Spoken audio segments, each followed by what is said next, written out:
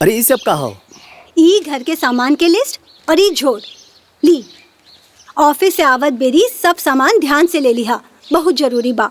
सब खत्म हो गई बा, भूलिहा मत, याद से ले लिहा। अच्छा ठीक बा, ना भुलाई। पापा हमरा खातिर चॉकलेट और समोसा ले ले आइहा। अच्छा ठीक बा बेटा, तोरे खातिर समोसा चॉकलेट दोनों लेके आई। अब चला हटा, हमें ज्यादा।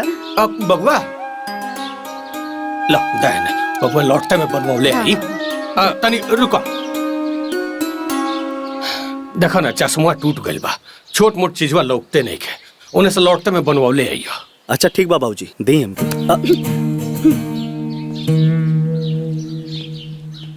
पागल बाड़ा का, जेकरा में बाड़े ऊना बनवाई।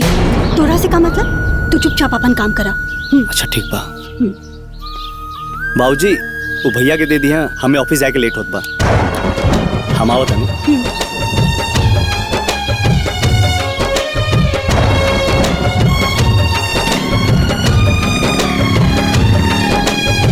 हाय रे जमाना है, हाय रे समैया, माई बाप खातिर भइले बेटा निर्दया।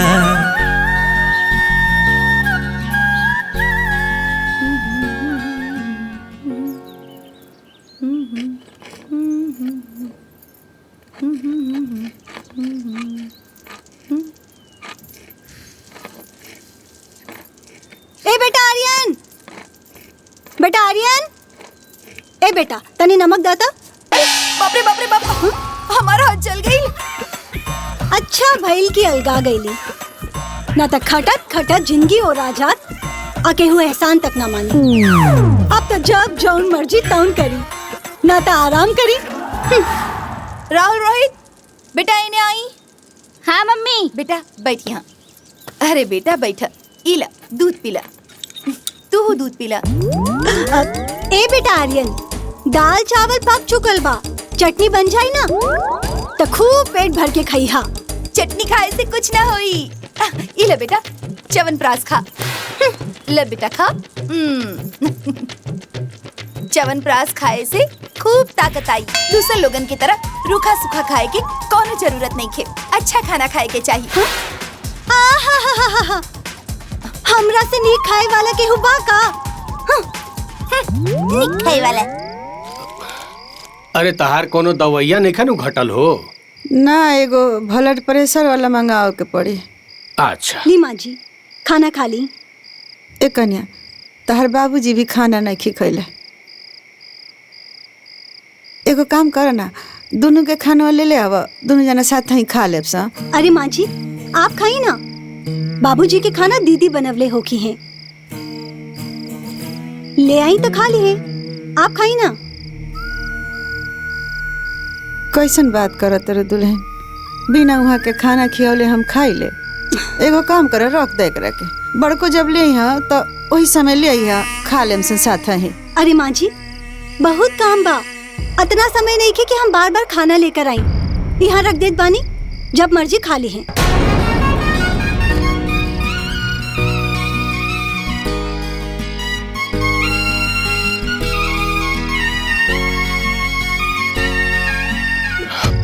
तू खा ला। ना जी, ये खाना रहुआ खा ली।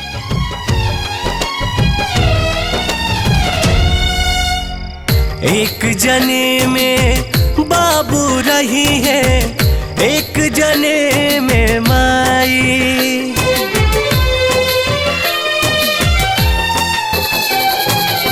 ममता में हिस्सा लगावे देखा दोनों भाई। पड़ल प्यार में दरार मति मरौवल भइल, पड़ल प्यार में दरार मति मरौवल भइल।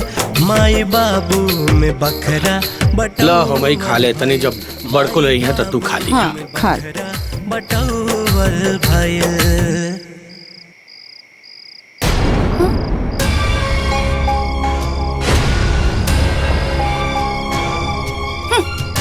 बाबूजी ई का करत बानी? रवा हमार तरफ बानी तो दूसर के खाना काहे खात बानी? हमरा के नीचा दिखावे खातिर, बदनाम करे खातिर? अरे इतना जोर से भूख लागल रहे तो हमरा के पहले बोल देले होती। तनी सा देर का हो गई, दूसर के खाना खाए लगली। देखिए बाबूजी, ये बिल्कुल ठीक ना बा। बहू ऐसन बात नहीं है। वो इनकर खाना जल्दी ले आ देली है। आई बेचारी हमरा बगैर खाना ना खा ली, तो ये कहली है रउआ खा ली, और खानवा जब आई तो हम खा ले।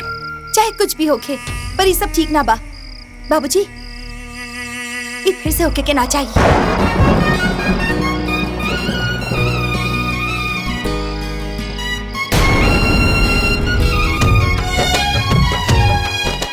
छोड़े जाए दे, खाए रवा।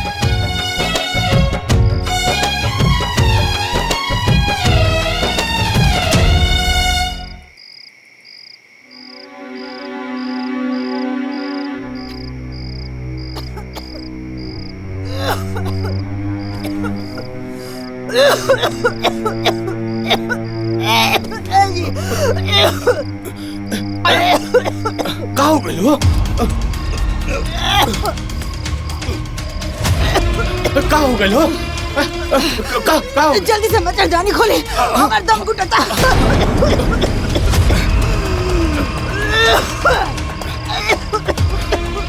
का हो गइल?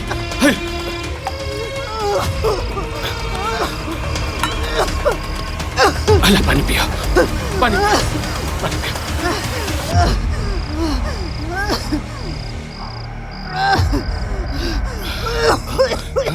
ए बुढ़ी, तारा तो तेज बुखार बा हो। रुको, हम बबुआ के जगाओ तनी, वो भी डॉक्टर के लेके आवता। ए बबुआ, बबुआ, बबुआ, ए दुल्हन, बबुआ, ए बबुआ, बबुआ, खोला ना हो दरवाजा। अरे ए बबुआ, बबुआ, बबुआ, अभी जाके डॉक्टर के लेके आए। तू तले आराम कर। हाँ, ले जा। बबुआ, ए बबुआ, काबिल बाबूजी। भाई देखा ना तारा माई के का हो गइल बा। तारा माई के तबीयत अचानक बड़ी खराब हो गइल बा। देखा ना है, तनी जाना जल्दी से कोनो डॉक्टर के बुला के ले आओ। माई के तो बुखार बा, ठीक बा, हम जाता नहीं। अरे रुकी, इतना रात के डॉक्टर कहाँ से आई? अब हाँ बाबूजी, इतना रात हो गई बा, कोनो डॉक्टर नहीं। ए बबुआ, फिलहाल मेडिकल से कोनो दवाई लेके आ जा। रात भर तारा माई के आराम मिल जाए। बिहान सवेरे डॉक्टर के दिखा दियो। ठीक जाना बाबूजी। बबुआ, जाना। अरे रुकी। अरे बाबूजी, माँ जी जिनका तरफ आई वो जाके लेके आई। जब आपकी चाहिए तभी लेके आई हन। आर्यन के पापा शहर गइल बाड़े, उ यहाँ नहीं खे तो का हम लेकर आई डॉक्टर?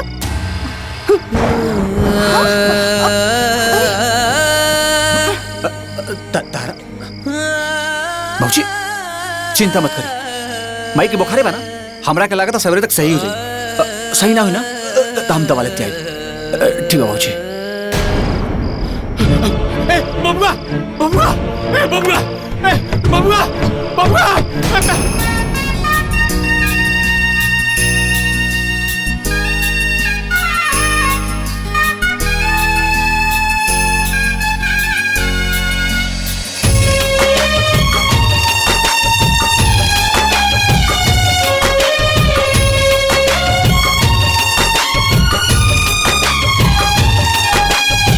हाय रे जमाना है, हाय रे समैया, माई बाप खातिर भइले बेटा निर्दयया। माई बाप खातिर भइले बेटा निर्दयया। हाय रे जमाना है, हाय रे समैया, माई बाप खातिर भइले बेटा निर्दयया। सही सही पीरा हीरा गोदी जनमाए, बिना रे दवाई तर से घरवा में माए, बिना रे दवाई तर से घरवा में माए। जियावली जुगौली बेटा के अचरा ओढ़ाए, बिना रे दवाई तर से घरवा में माए, बिना रे दवाई तर से घरवा में माए।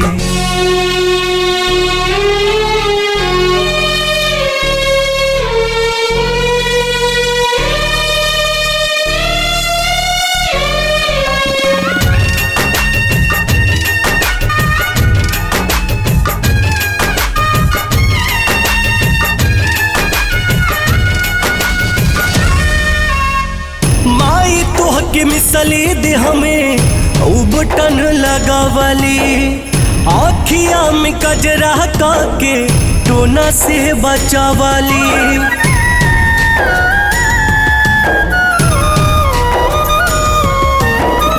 पीठ पर पिठैया लेके बाबूजी घुमावले, आंगुरी धरवले तुहके चले भी सिखावले।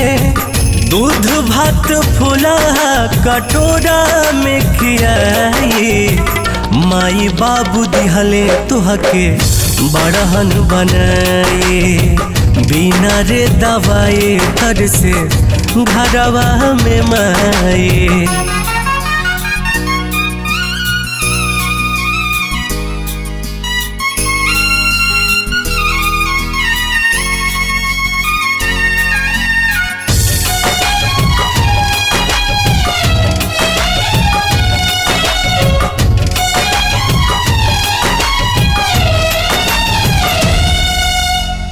कुशल कुशल रहा माई मिन्नत भी कैली, भइला बीमार दौड़ल ओझा लागे गईली।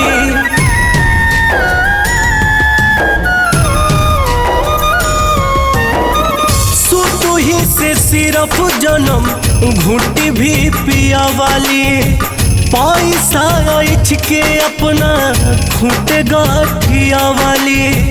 आज कवन मोड़ पतू छोड़ा लिया, बिना रे दवाई तर से घरवा में माए।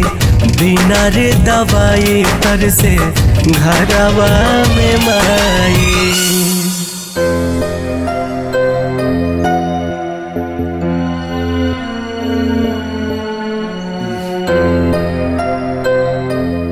एगो बात कान खोल के सुन लखिन, अब हमनी के दोनों बेकत से अलगा अलगा ना रहल जाई।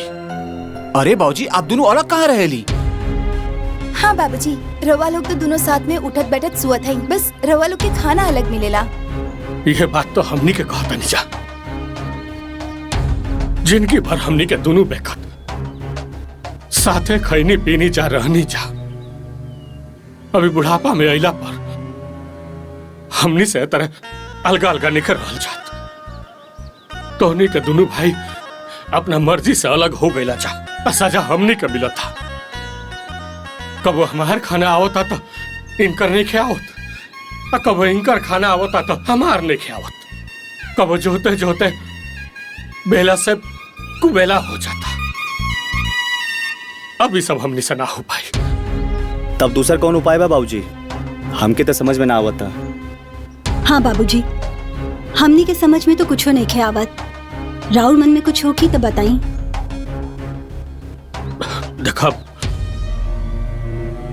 हमनी का कुछ नहीं जानत, बस हमनी के इतना जानता नहीं जा कि अब हमनी से अलग अलग ना रह जाए।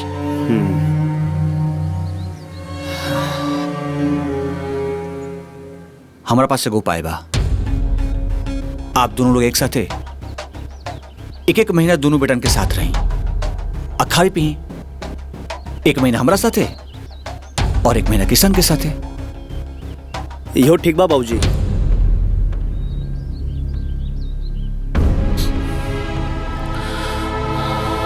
ठीक बा, लेकिन आज तो ले ये पूरा परिवार जिंदगी भर साथ रहल। नाग पंचमी, हर तीज त्योहार सब कुछ मिल के मनाओ था नीचा। अब तो उन्हीं के अलग हो गई लेकिन परसों नाग पंचमी बा। ये त्योहारवा एक साथ मना लेवे के, ओकरा बाद तू कहवा तारा में हमनी के दोनों जाने रह जाए जा, और तू कहवा तारा में रह जाए जा।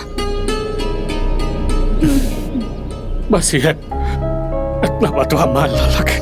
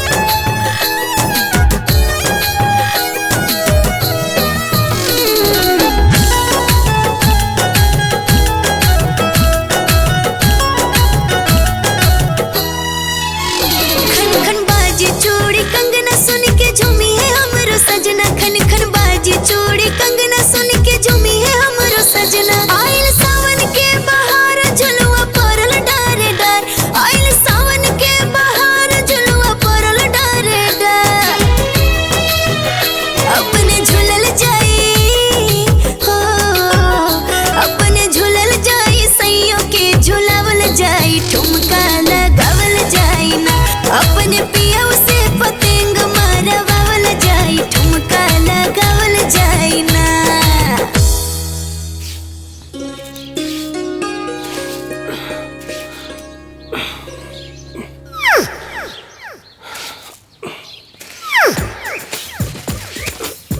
काका अरे काका ये सब का करता हमें छोड़ी अरे उम्र में काम करे के अरे आराम करे के चाहिए हाँ वो दोनों कहाँ बड़े नालायक बताऊं बाजार में घूमत तो ही शरीर बना के अरे बबुआ बुढ़ौती में तनी हाथ गोड़ डुलावत रहे चाहिए वही से छोट मोट काम करते काका काका सब ठीक बा लेकिन जब तक हम बानी रउआ के कोनो काम ना करेंगे सिर्फ आराम करी बस हम सब झाड़ू लगा अरे ना ना हम सब कर दे अरे बबुआ काका छोड़ दे बबुआ अरे काका रुकी चाचा प्रणाम खुश रह कैसन बानी ठीक बानी और तबीयत पानी ठीक बा ना हाई आपके न्योता आयल बा भैया ये आपके न्योता बा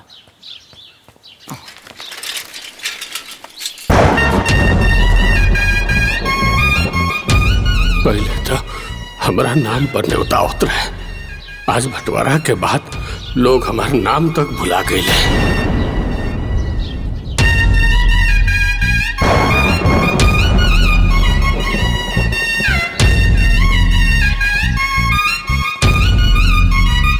काका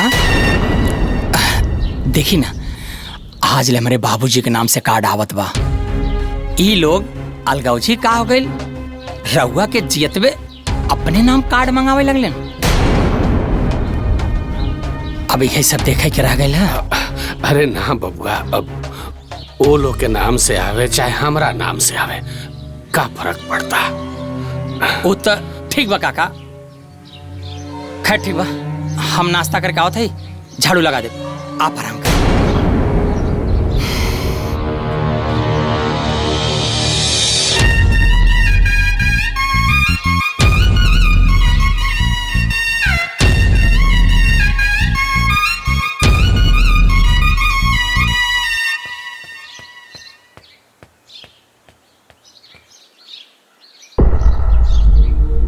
काम आई तेल सुखवात बाड़ू अरे ये उम्र में तेल सुखवा के इनका पहलवान बनोबू का ना बाबू पहलवान नहीं बनावत ई बेर इनकर बहुत तबीयत खराब भइल हम तो तोही के खोजत रहनी हा कि चाह के तनी दवाई लिया देते तो कुछ आराम हो जात। अरे अम्मा जी रउआ की जब देखी दवाई खाइले और खियौले के शौक रहता अरे उम्र हो गइल बा एक घड़ी त दर्द पीड़ा लागले नु रही जब देखी दवाई खियावतानी धारी पानी माई कलौतिया ठीक है ना कहत बा अरे जब तक जियत बाड़े सेवा सत्कार करा दवाई वाई कोनो जरूरत नहीं खे जाए पुता केहू भी अपने माँ बाप के ऐसा ना बोलेला जैसन कि तू बोला तड़ा अरे तिनका जिया के म्यूजियम में रखबू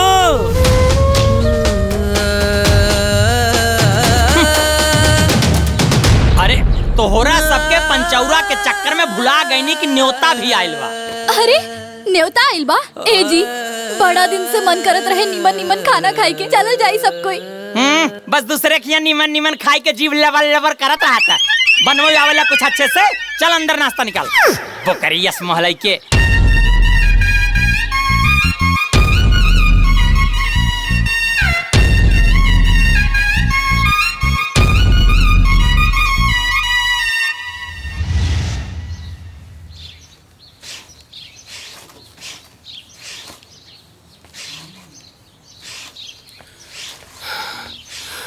अरे घमुआ बड़ा तेज रहा हो बुझाता पूरा देह जर जाए पसेना से तर बतर हो गई नहीं लेकिन पचकटे हुआ कोड़ देनी अच्छा बैठ तो का जरूरत ला इतना घामा में खेता गईला के कुछ हो जाए तो केहू पूछे वाला बा ये ना बुझाला रहुआ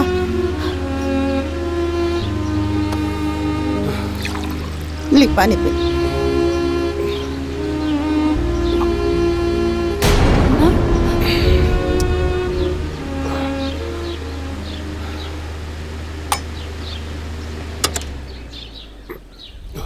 बाबूजी रवा के पंखा के हवा की का जरूरत बा वैसे भी बिजली के बिल ज्यादा आवता और दिन में इंसान पेड़ के नीचे भी बैठ सकेला रवा लोग रात के सोते वक्त पंखा चला लिया इतना ज्यादा बिजली के बिल आवेला रउआ लोग समझत काहे नहीं की? बेकार में पंखा चलावतानी, इतना सारा काम पड़ल बा और हम ई बात में लागल बानी। हे भगवान, कैसे का करब? सबेरे से काम करत करत थक गइल बानी।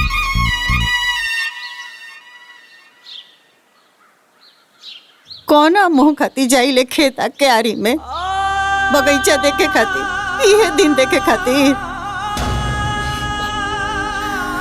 अरे तू चुप रहल करा, ओकरा बोले कराला बोल के चल गई। हमनी के आपन जो फर्ज बा वो जब तले जियता नहीं चाह तब तले निभाएब जा। बाकी जे जैसन कारी वैसन भारी। तू चुप रहल करा। चुप्पे बानी, बोलला से कोनो फायदा बा?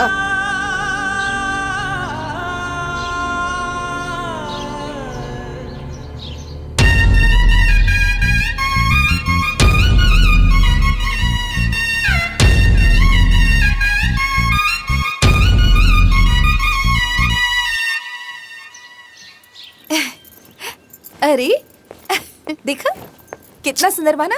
हाँ? अरे तारा, अभी तक तैयार ना भेलू और हम सुबह से ऑफिस से काम करके चले ली वापस। अरे जी हमनी सब तैयार बानी, देखी बच्चा लोग तैयार बा। चली चली राहुल चली तैयार चली। बड़ा? चल फटाफट बाहर निकल। चले बेटा, फटाफट चल। ई बताओ कि का खेल? अरे ए दुल्हन तनी सुनता। चल गाड़ी में बैठा। अरे माँ जी अभी आ गाड़ी समय ना बैठा। बा, बहुत देर हो गइल बा। नाश्ता बना देले बानी और ई लोग नाश्ता ना करी हैं। रउआ और बाबूजी नाश्ता कर ले। माँ जी हमनी के बहुत देर होत बा, अब हम जाता नहीं। माँ जी चलो बैठो आराम से। फटाफट बैठा। बाबा जी पकड़ लो। गाड़ी आराम से चलैया, संभाल के जइया। हाय रे जमाना है, हाय रे समैया, माई बाप खातिर भइले बेटा निर्दया। हे विजय कमाई। हाँ विजय कमाई आओ तनी। अरे आवा ना तनी है ना। का भइल जी? अरे कहत रनिया दूथरिया खाना लेके आ जाई तू, तो दोनों जना बैठ के खा लहल जाइत। हमरो भूख लागल बा, कुछ बना के गइल होई लोग नू। देखे के पड़ी कि का बनेले बड़ी कि नहीं बनेले। हाँ। रहुआ बैठी, हम ले आओ। हाँ? हाँ। बैठ।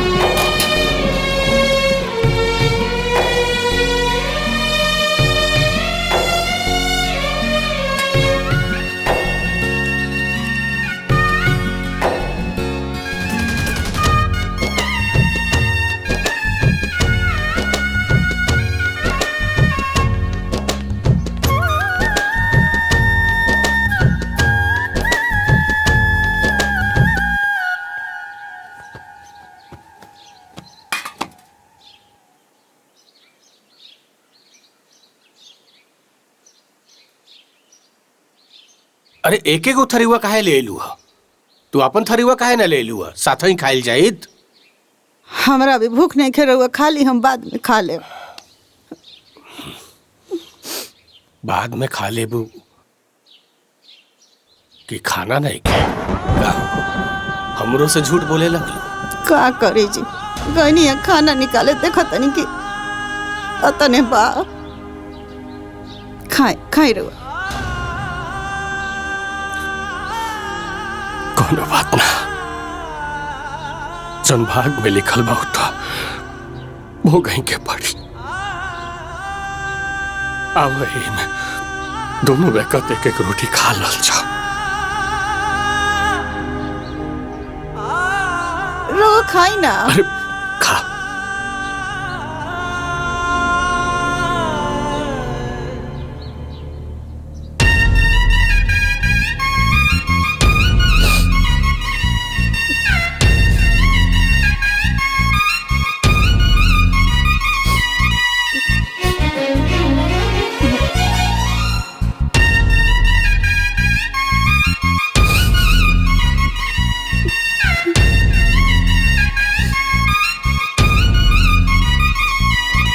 बोलो ए जी, आराम से।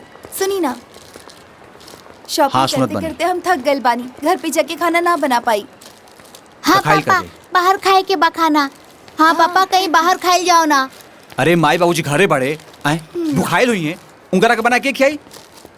अरे घर में और लोग भी तो बाड़े ना, एक बिला ना खिला सकेले का? रहो भी ना, माई बाबूजी के बिना मतलब के चिंता करेली। वो दोनों लोगन खा पी के सुत गए हुई हैं। और हम सुनले बानी की यहाँ पास के रेस्टोरेंट के खाना बहुत ही अच्छा बा। वही जाके खाना खाए के बच्चा लोग के भी बहुत मन बा, है ना बेटा? हाँ मन पापा, चली ना। अच्छा ठीक बा, सबका मन बा रेस्टोरेंट में खाए के। हाँ। चल गाड़ी में बैठा, चल के रेस्टोरेंट में खाई जाए। चल बेटा, चलो बेटा,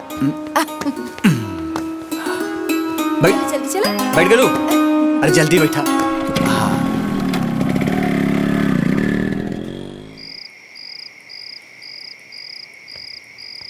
ए जी, इतना देर से दोनों बेकत बाजारे गइल बा लोग, अभी ले आइल लोग ना। का जाने कौन बाजार करता लोग। अरे चूल्हा में आगी कब जरी? अरे तू काहे इतना परेशान होता रो? जब वो लोग के मर्जी होई तब आ जाई लो। परेशान ना होखी, खाली पेटे नींद आई। तो जा छोटकी बहू से कह, खाना वाना बचल होके तब तो ओई में से ले आवो, उहे खा के सुत रहल जाई। देखा तनी।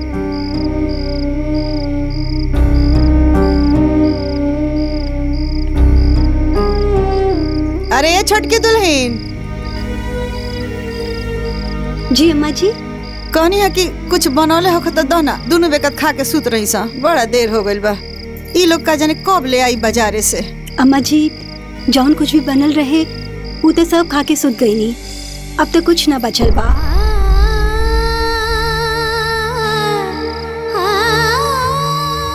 तो का करी, कहीं तो बना दी। ना ना, तुझे आराम कर। अच्छा।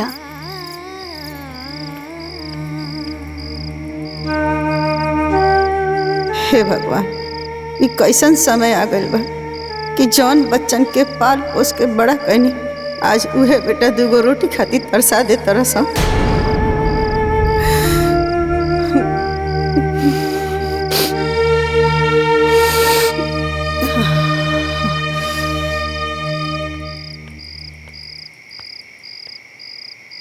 ए जी, खाना खत्म हो गइल बा। रो बैठी, हम बना देतनी। ना, अभी इतना रात में चूल्हा जलेबू तब बेकार में एहू खातिर कोनो ना कोनो बखेड़ा खड़ा हो जाई। दही पानी पी के सुत रहल जाओ।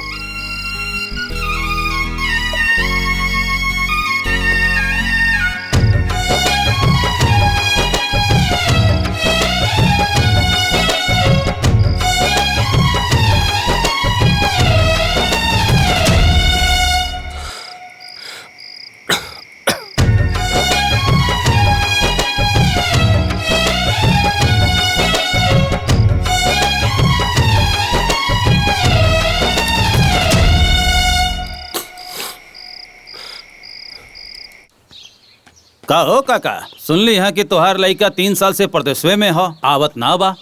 जब मेहरारू और बच्चन के लेके चलिए गइलन, अब का आई हैं उनके के बा यहाँ केकरा पास आई हैं? नमस्कार भैया। अरे आओ भैया, नमस्ते। अरे का बात कही होता? अरे कुछ ना हो, ये कुल दुख सुख होत बा। और बतावा, और कहाँ से आवत अड़ा? अरे तनी राधे श्याम भाई के घर चल गए रहनी, दोनों प्राणी के बड़ी दुर्गति बा। सही कहत हवा भैया, राधे श्याम भैया जितना अच्छा रहले है ना, ये दोनों लड़का सारे उतने नालायक हुए हैं। जाना तारा, राधे श्याम भैया अपन बच्चन खातिर पूरा जिंदगी निछावर कर देना। अरे कटनी काट के ओकर जीवन बनौले। आज देखा उनका सुख के जगह पे धक्का खात बाड़े।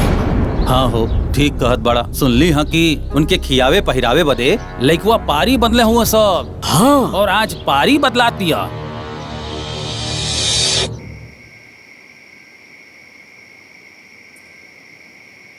तारा, तोहर काम हो गई? हाँ, आज 1 महीना पूरा हो गया बा। कल से माई और बाबूजी छुटकी की तरफ हो जाई हैं और हमारे 1 महीना खातिर छुट्टी हो जाई। अच्छा बात बा। तू इधर हो जा, मम्मी की तरफ सुतब। ना हम उधर नहीं जाए। हटा हम सुतब ना जाए की तरह। बेटा कल तू हमरा साथे सूत जाइए, आज भैया के सूते दा। मम्मी आ मुंह बगल सूत जाता नहीं। ना बेटा ओहर सुतबा त नीचे गिर जीबा। आज तू हमरा साथे सुत जा और कल मम्मी के साथे। जब हम बड़ा हो जाए ना तब मम्मी हमरा हिस्सा में रहिया और पापा तहरा में। तब देखा तू मम्मी के लगे कैसे सुतबा।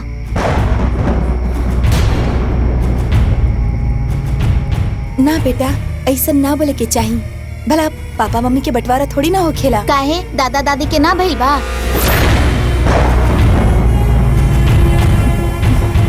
अरे दोनों सोच जा बेटा, बहुत रात हो गई बा, सोच जा, आँख मूंद के सोच जा, सोच जा।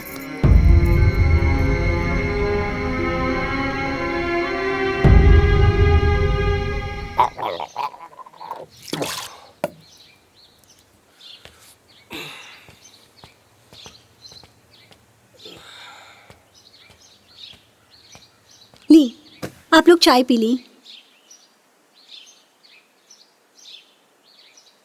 अरे ऐसे का देखत बानी, आज से आप लोग हमरा में बाड़े। ली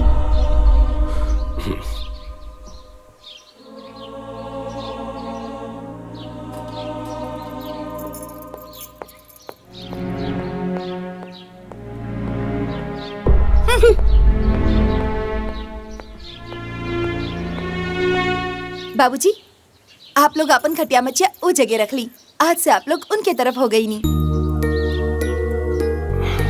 अब बहुरिया उकनी में रही चाहे तू लोग में रही, सामान एने रहे चाहे ओने रहे, का फर्क पड़ता। बाबूजी रूम में जगह बहुत कम बा और सामान रखे में ना बहुत परेशानी होता, और हम अपन सामान ना केहू और के जगह में थोड़ी ना रख सकेनी। अगर ये जगह खाली हो जाए तो यहाँ रख देना। अच्छा तो चायवा पियला के बाद रख दी कि तू कहता अभी ले जाकर रख दी। आप लोग बैठ के आराम से चाय पी, जब आप लोग की चाय हो जाए ना तो ये सारा सामान वहाँ रख दी, ठीक बा?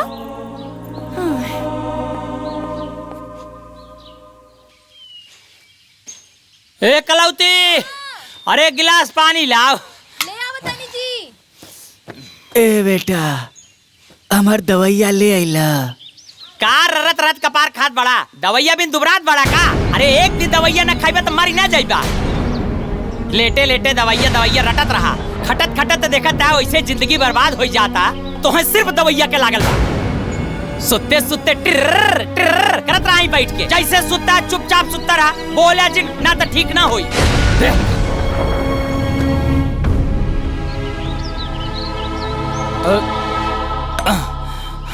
ए जी कहाँ जाता नहीं इतना जल्दी जल्दी? अरे चाहत है काका के यहाँ तनी हाल चाल ले ली, कैसन बारन कैसन ना।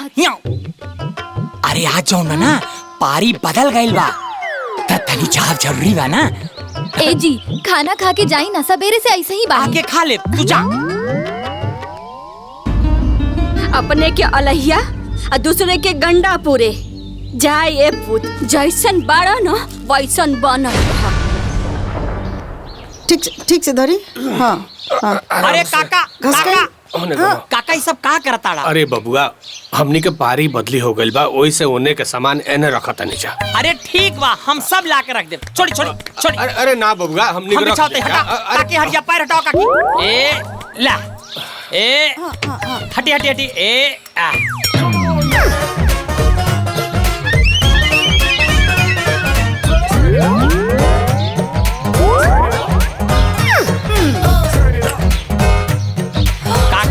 ली पंखा। भैया ये पंखा हमारा, यही जा रख दी, और जी की जगह बा वो पंखा लगाई। ठीक बा।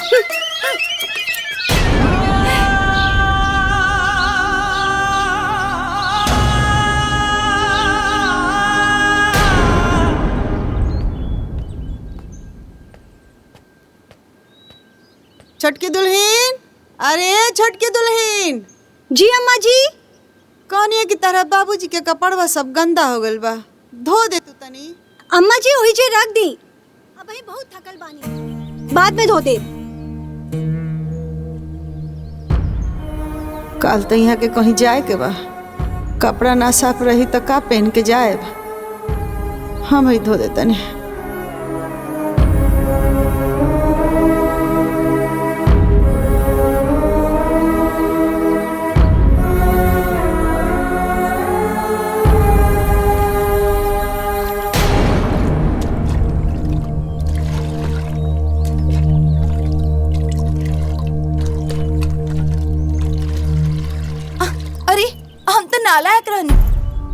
बाकी कबो कपड़ा ना धोई नहीं आपसे। आपके लाडले बहू तो कपड़ा धोआवता रही। अरे ना ना दुल्हन, कहा कि हम खाली रहनी है तो सोचनी के कपड़वा धो देता नहीं। छोटकी कहली है कि हम धो दे। अरे अम्मा जी, ये सब का नौटंकी है? हमको बेइज्जत करे बदे नाटक कैली है? अरे ना ना दुल्हन, ऐसा कोनो बात नहीं। चुप रही, हो गई ना आपके मन के? लाई हमके दी, हम धो देत बानी, आप जाओ।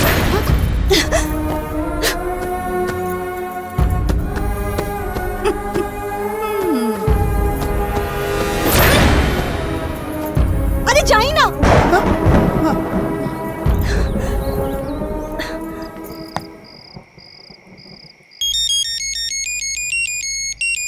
देविका फोन कर ले भैया। उठाई। हेलो। प्रणाम बाबूजी। खुश रहा। का हाल चाल बा? तबीयत ठीक बानू? हम ठीक बानी बाबूजी। रहुआ बताई खाना पीना भइल कि ना? हाँ बबी, खाइल पियल तो हो गइल। अब बस सूते जात रहनी है सा। तोर माई मच्छरदानी लगाओ तारी। ला तू अपना माई से बतियावा। हाँ बेटा। प्रणाम माई। खूब खुश रह। कैसन बाड़ू माई? तबीयत वगैरह सब ठीक बा ना? हाँ बेटा, तबीयत तो ठीक है बा।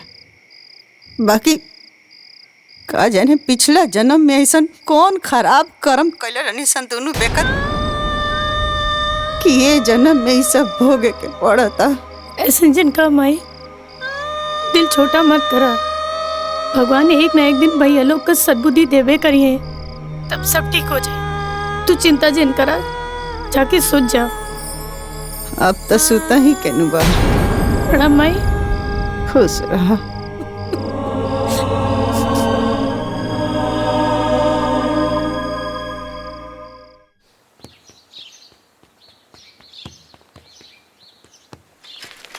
दादाजी आ गईले, दादाजी आ गईले। दादाजी कहाँ गइल रहनी? बाजारे गरनी है बबुआ। हमनी खातिर का लेके आईनी? हाँ, तोने खातिर टॉफी लेके आयल बनी। दादाजी हमके सब चाहिए। ना ना, ये तो हर दू भाई बालो, सब लोग में बांट के खा। हाइला, हाई दुगो तूला।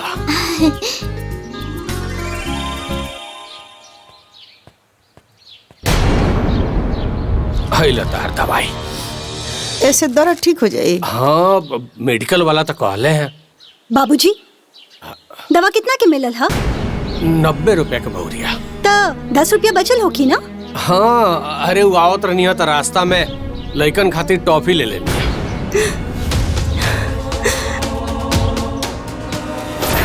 ए आर्यन,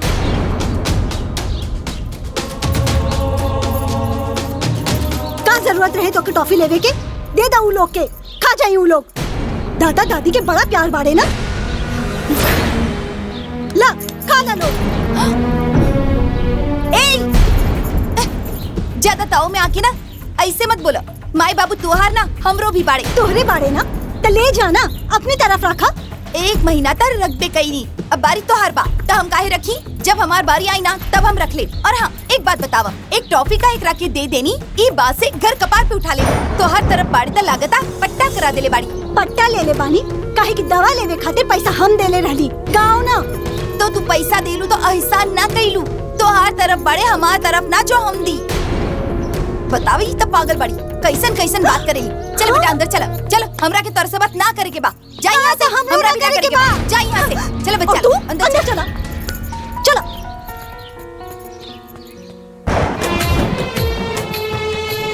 हे भगवान, को बेकनी के बुद्धि होई जी। अब के ई लोग के समझावे बुझा। इतना लड़ाई झगड़ा होला? खाई ये ले बेटा, अच्छा से खाएबा तो जल्दी से बड़ा हो जाएगा। और एक निवाला दाल के साथ खा। ये ले बेटा खा। ले बेटा तू भी खा। ले बेटा। ना मम्मी अब ना खाई, पेट भर गई। अरे खो ना रे, खाइबे ना तू मोटाइबे कैसे? ला खा। मोटाइला से कुछ ना हो खेला, देह में ताकत होके के चाहिए।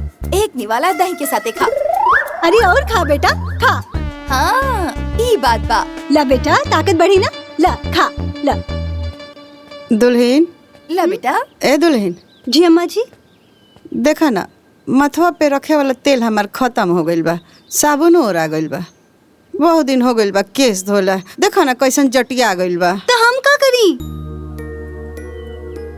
बबुआ के फोन कर दे तू कि ऑफिस से आवत समय एगो तेल के शीशी आ साबुन लेते अइतन। अरे अम्मा जी, अब ही पिछला हफ्ता ही तो मंगवले रहली, तब ले इतना जल्दी खत्म भी हो गइल।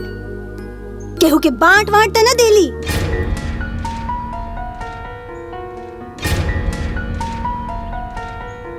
कैसन बात करत तोर दुल्हन? हम भला केकरा के बाटे? तू कहा कि अब की शीशिये छोट रहला, यही से जल्दी ओरा गइल। तू तो जानत तारू कि जाले माथा पर तेल ना रखिले हमार माथा टनकेला, ठीक से नींदो ना आवे हमरा। अच्छा ठीक बा आ जाई। बाकी रबही पैसा नहीं खे, जब सैलरी मिली तो आ जाई। हमारा राजा बेटा अच्छा से खो। हे भगवान, कैसन हालत हो गइल बा। छोट छोट सामान खातिर तरसे के पड़ेला। एगो दिन रहे कि इ लोग के मुंह खोलला से पहले सारा सामान लिया के दे देत रहनी। बड़की दुल्हन इ तारा खातिर। जी माँ जी। आ छोटकी दुल्हन इ तारा खातिर। अरे वाह, बहुते सुंदर बा। दुकान में एक के नजर में हमरा पसंद आ गइला, छट से उठा ले। हम कहनी कि हमर दोनों पतो पहनिए सन त बड़ा निमन लागी। दादी हमरा खातिर साड़ी काहे ना ले आइलू? तू साड़ी पहनबा? बात तोरा खातिर पैंट शर्ट जींस ले आइल बनी, सब जाना खातिर। देखा सच में दादी? हाँ बेटा, पोता पोती के बुला जाए हम। देख आई छोटका खातिर, हमरा खातिर, आई बड़को खातिर ले आइल बनी। अच्छा बानू? हाँ अच्छा बानू? हाँ दादी। आ देखा दुल्हन, तारा लोग खातिर देखा सिंगार के बक्सा ले आइल बनी। बिंदी, सेनूर, क्रीम, पाउडर, सेंट, तेल, साबुन सब कुछ लिया के धो देले बनी। हाँ अरे माँ जी, सब कुछ तो घर में बा, इस सब के का जरूरत रहे माँ जी? हाँ अम्मा जी, अब ही जल्दी ते ले आइल रहली। फिर काहे ले आइली? कोनो भी सामान खातिर तारा लोग के मुंह ना खोले के पड़े, यही से सारा सामान ओराए से ले आके पहले ही धो दिले कि तारा लोग के दिक्कत ना होके। माँ जी आप कितना अच्छा बानी। हाँ अम्मा जी, हमने के कितना ख्याल रखेली।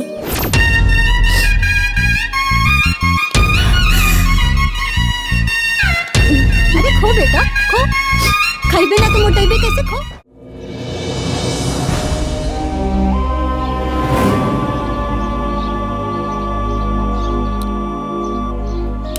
देखी इनकर बीमारी बहुत बढ़ गई बा, बिना ऑपरेशन के ना ठीक होगी। कोनो बढ़िया अस्पताल में अच्छा डॉक्टर से इनके दिखावे के पड़ी, तब्बे ठीक होगी। बड़का अस्पताल मतलब शहर के बड़ा अस्पताल में। डॉक्टर साहब कितना पैसा लागी? पैसा ना, रुपया लागी। 1 से 1.5 लाख रुपया। 1 से 1.5 लाख?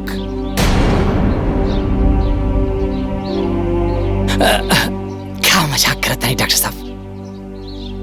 इतने में तो नया बाप मिल जाई है।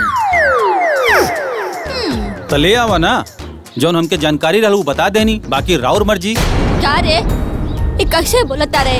चुपचाप से जौन डॉक्टर साहब कहा तारा उ कर।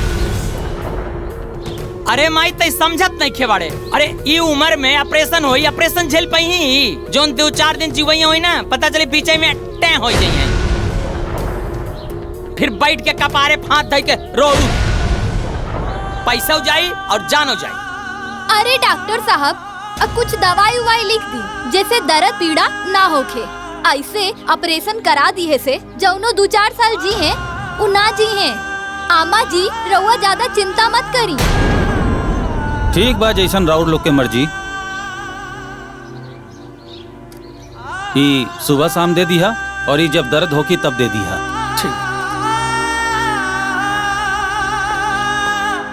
डॉक्टर साहब पैसा लिख ले, हम 2-4 दिन में दे दे। ठीक बा, हम जानत रहनी।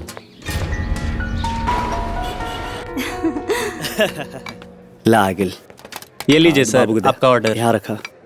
अरे सुना ना, 2 गो वेज बिरयानी और पार्सल कर दिया। एक मिनट, दूगो काहे खातिर? अरे वो अम्मा बाबूजी खाती। अरे तो एक मंगाई ना, एक में दोनों जन के हो जाए। एक को कर दिया। जी सर। अच्छा बा।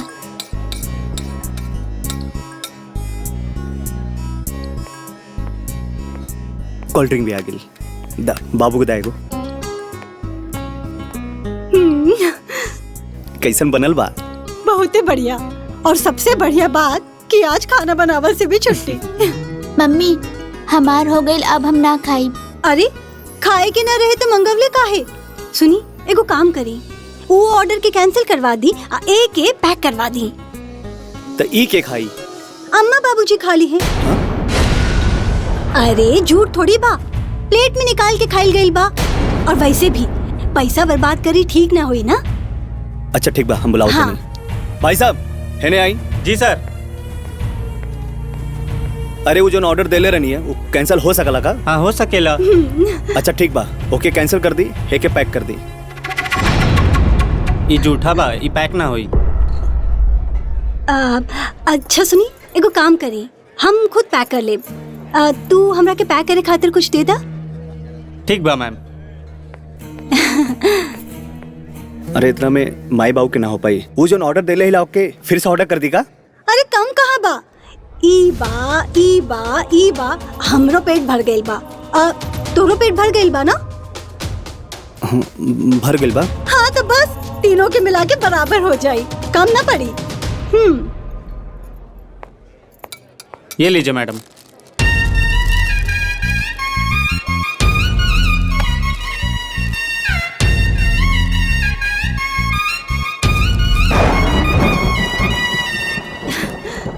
अब माई बाबूजी खातिर ही कम ना पड़ी।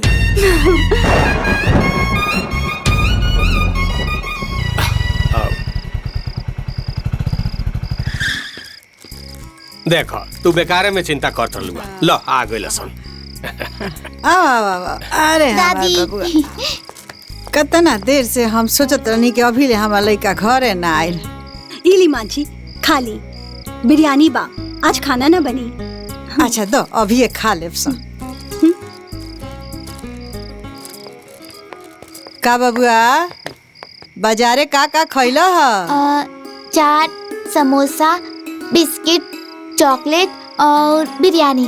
बाप रे बाप, इतना कुल खैला ह? हाँ दादी, हम लोग जब बिरयानी खात रहनी तब वो दुकान वाला इतना ज्यादा दे देलस कि केहू ना खा पैलस और सब बच गई। बाप रे, सब बेकार हो गई। ना दादी, वह सब बचल बिरयानी रउआ खातिर ले आइल बानी।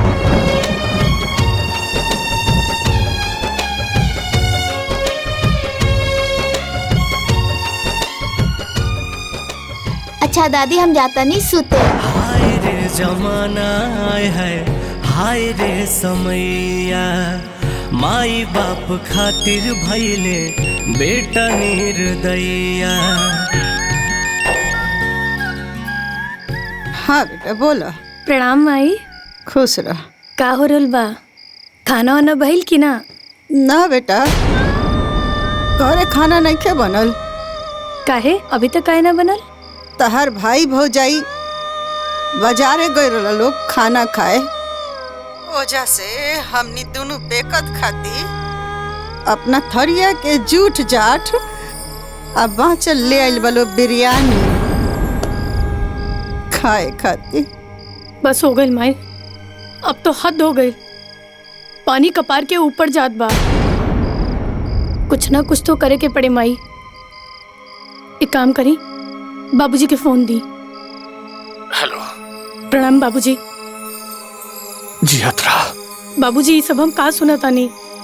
हमें केहू के दोष नहीं के, हमनी के कोनो कर्म के फल दे रहल बड़े भगवान कि अपने बेटा बहू के हाथे जिल्लत लिखल हुई, बस उहे झेलतानी जा। अब देख कबले भगवान कर्म से गुजारता रहे हमनी के। बाबूजी ये सब तो हट चुप रहे का नतीजा बा। अगर पहले कभी कुछ बोले होता ना तो ये सब ना होत। बाबूजी रवा लोग अभी सो जाए, हम कल सवेरे आवत आनी। बाबूजी हाँ बेटी। प्रणाम बाबूजी। खुश रहा।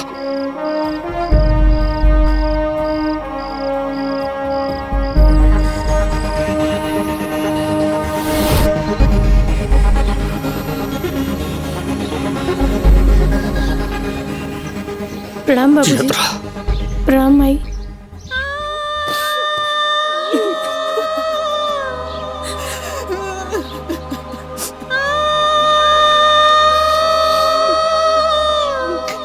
चलिए बाबूजी, चलिए माई।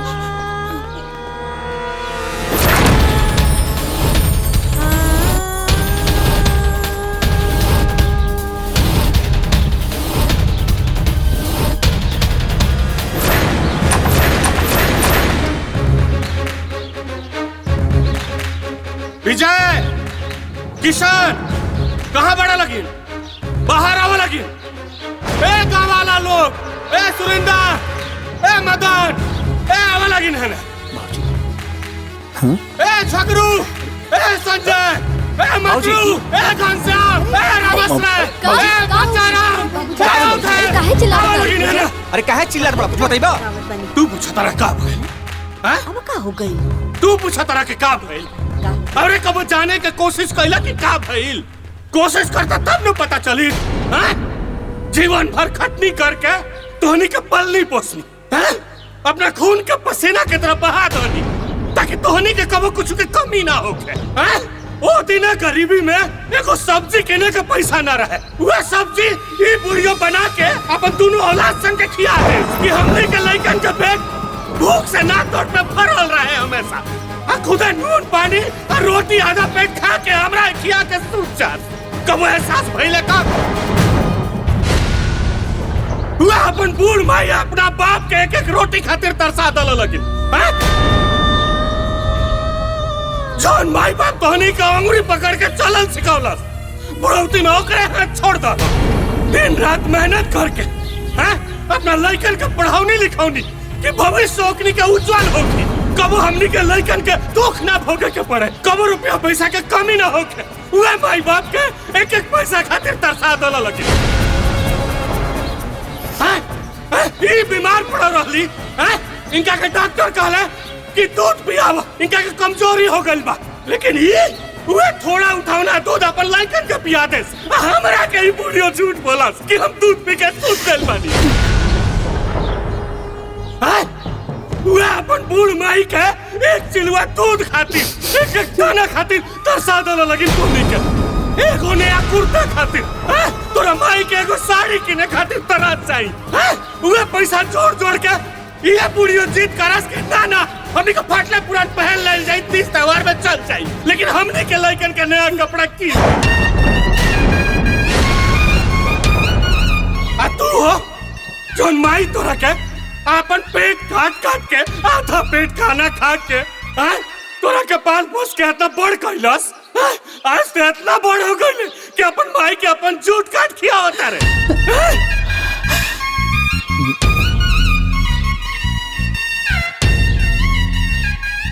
लेकिन अब हम ना सहे, बहुत बर्दाश्त कर लानी हम। तोहनी के का अलगा कर बसन हमनी के, हम तोहनी के जीवन भर खातिर अपना से अलगा करते। ये हमार संपत्ति है, एकरा के जब तक हम हमार बूढ़ी जी लो एकरा के हमनी के भोगे जा, केहू के को फुट्टी कौड़ी ना मिले। जे हमनी के सेवा करी ओकरा के हम अपन घर दुआर कुल संपत्ति दे, न तो किन्हू के एको फुटी कौड़ी ना मिली।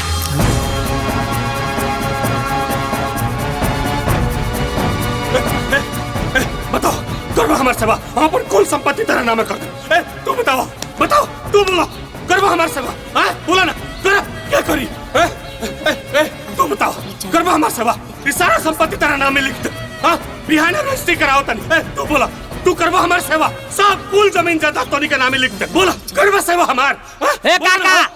काका हम करब तोहार सेवा, हमार बाप के छोट भाई हवा, हमार काका हवा, जैसे हम अपने माई बाप के सेवा करी तो ऐसे तोहार सेवा करब। तू परेशान जिन हो, हम बाटी ना, तू परेशान जिन हो, शांत हो जा काका, शांत हो जा। तो ठीक बा,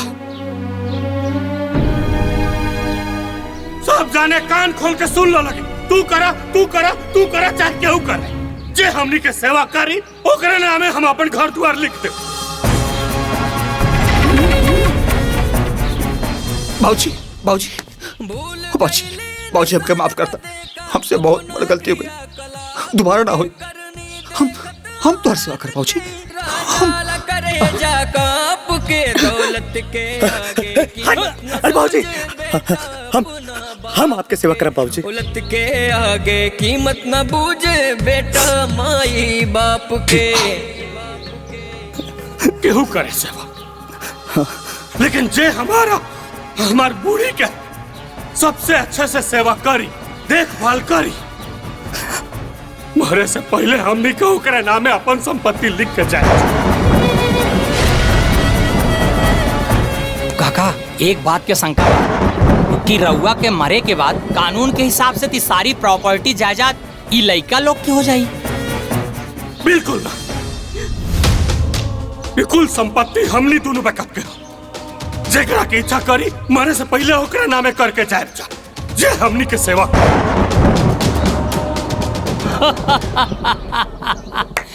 तब तो हमसे बढ़िया सेवा क्यों न कर पाई। ए भैया गाँव वाले जा जा जा जा जा जा अब अपने घरे जा, जा भीड़ मत लगाओ, जा जा जा जा जा जा जाई सब लोग भैया। अरे यहाँ खड़े के का करता जा, अंदर सेवा की तैयारी करा जा। अरे यहाँ खड़े खड़े काम होता का, जा सेवा की तैयारी जा। हमसे बढ़िया रहुआ के सेवा क्यों न कर पाई। देखिया हम जैसे अपने महतारी बाप की सेवा करत है वैसे रहुआ के भी सेवा करो। बस आशीर्वाद दे दा काका, चाप के आशीर्वाद दे दी बाबूजी। जा थे काका, चल चल चल।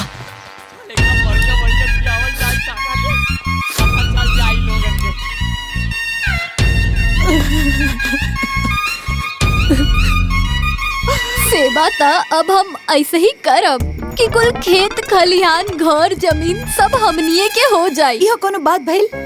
बाबूजी के ऐसा ना करे के चाहत रहे।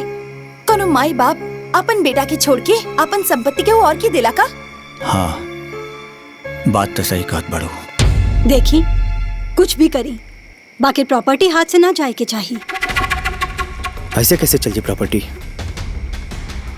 प्रॉपर्टी तो हम लेके छोड़ब ना, छोड़ी है तो छीन ले प्रॉपर्टी। काहे से कि काका पूरे गांव में चिल्ला चिल्ला के कहले रहले, जे करी सेवा ऊ खाई मेवा। लिख के देता हमसे बढ़िया न क्यों सेवा कैले बा और न कर पाई। हम करब सबसे बढ़िया सेवा, सबके फेल कर दे। पास तो हम ही होखब, चाहे कुछ हो जाए।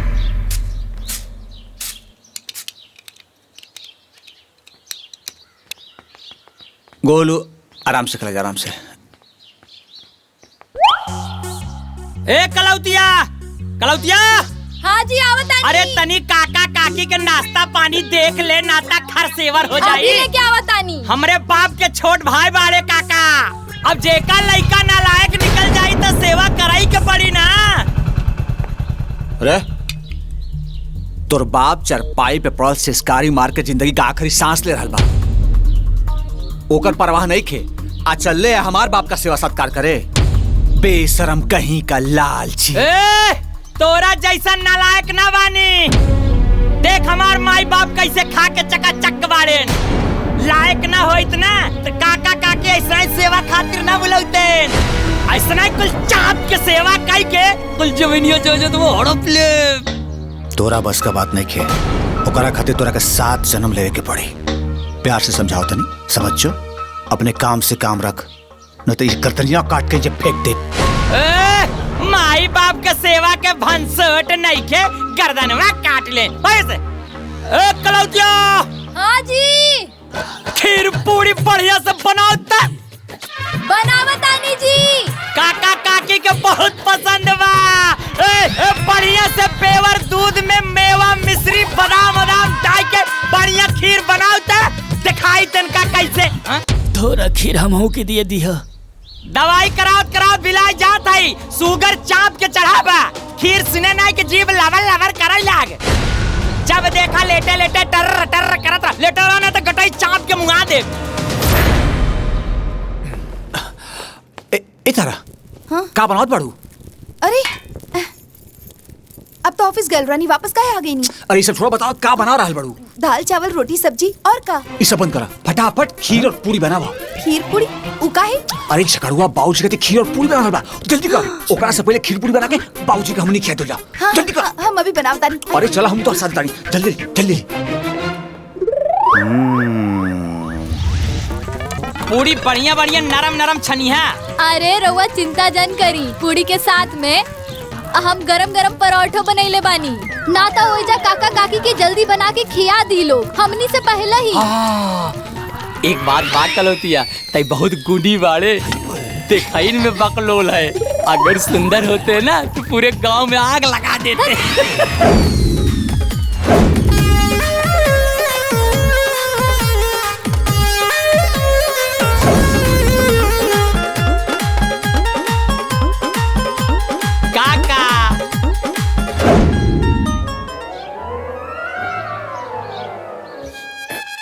अरे इतना खाना झगड़ू काहे के ले लो, इतना हमनी से खाइल जाई। काका पराठा खाई ना, हमार कलौतिया रच रच के बनौले बा।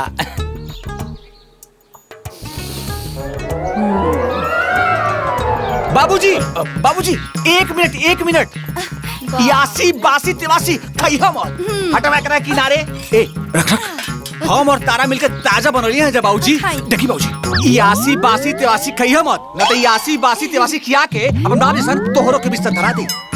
बाबूजी हम और तारा मिलके पूरी सब्जी खीर और लौंगता बनौली जा। खाई ना बाबूजी। खाई बाबूजी, खीर और पूरी खाई। हो ना।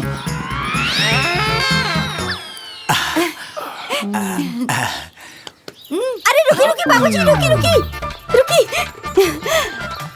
बाबूजी रउआ एक खाई, देसी घी में बनवले बानी, ये सब रिफाइन वाला नुकसान करी। एक खाई। अरे काका ही खाई शुगर फ्री। बाबूजी भाई वाला एक नंबर का लंगलोटा पकौड़ी खीर सब। एक ही खाई। अरे ली खाई।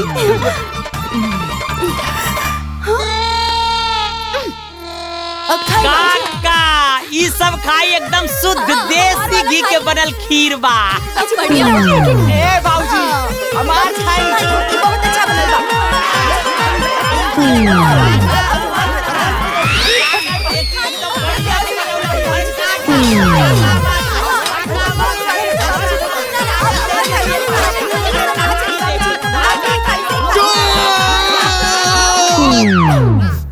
रख दो लगिन, रख दो। ठीक बा, हमनी के दोनों बेका तोनी के सब जाने के भोजन में से तनी तनी खा लेब जा। ठीक बा काका, थोड़ थोड़ खा ले।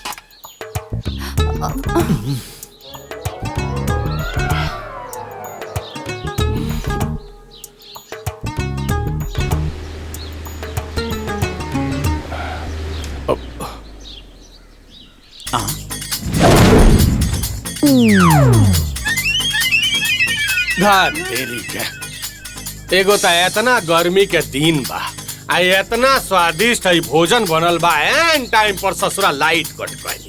अब इतना गर्मी में ही खाना केतरा खाइल जाए। अब लाइट आवे दो तबे खाइल जाए। ठीक बा बाबूजी।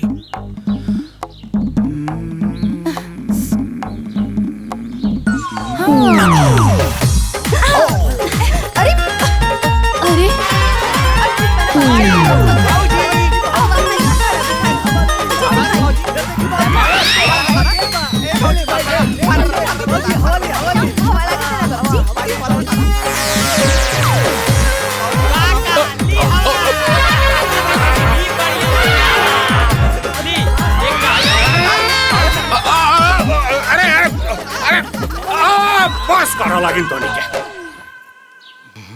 इतना बड़का बारात फतर फतर फतर डोलावत रहा, हमरा तो डर लागता कपरवा ना फूट जाए। तनको हवा नहीं लागत हमरा। अब तो लाइट आई तबे हमनी के खाएब जा। का हो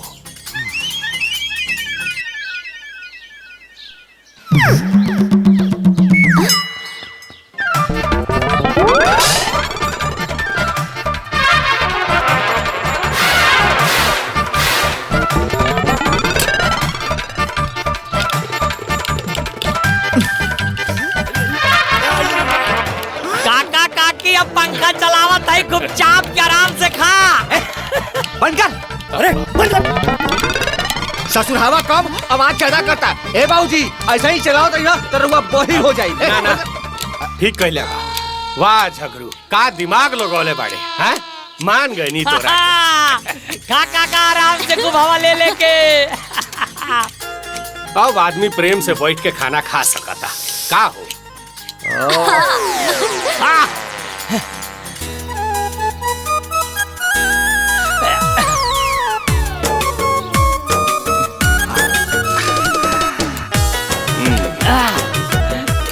बाबूजी हमार खाई, हमार बहुत टेस्टी है।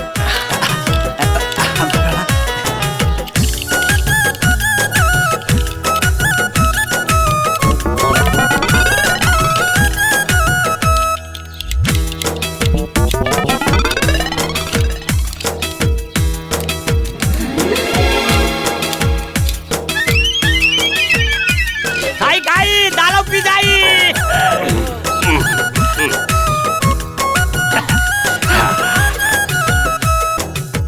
बड़ा स्वादिष्ट भोजन रहा। आत्मा तृप्त हो गई का हो। काका केकर बढ़िया बा। बाबूजी बताई ना केकर अच्छा रहा। बताई ना बाबूजी। बताई बाबूजी बताई। खाना तो सबके बढ़िया बनल रहा,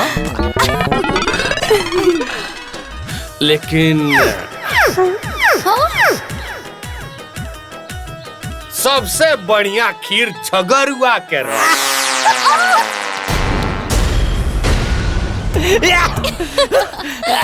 काका रहुआ बहुत समझदार बानी। रहुआ के सब पता बा केकर नीक बा केकर खराब बा। बाकी बनरा बनरी कहाँ जाने अदरक के स्वाद। काका हमार कलौतिया बहुत गुनी बा। ये पगली देखाइन में बकलोल बा, बाकी बड़ा नीमन बनावेले। अरे तो इतना गुनी बिया, इतना बढ़िया भोजन बनावे के जाने ले तबे तो इतना स्वादिष्ट खाना बनौलस या। अच्छा हमनी के इतना बढ़िया स्वादिष्ट खाना खा के ना नट्टी तले पेट भर गइल बा। अब सूते के मन करता है, सब थरिया वरिया बारात हटावल।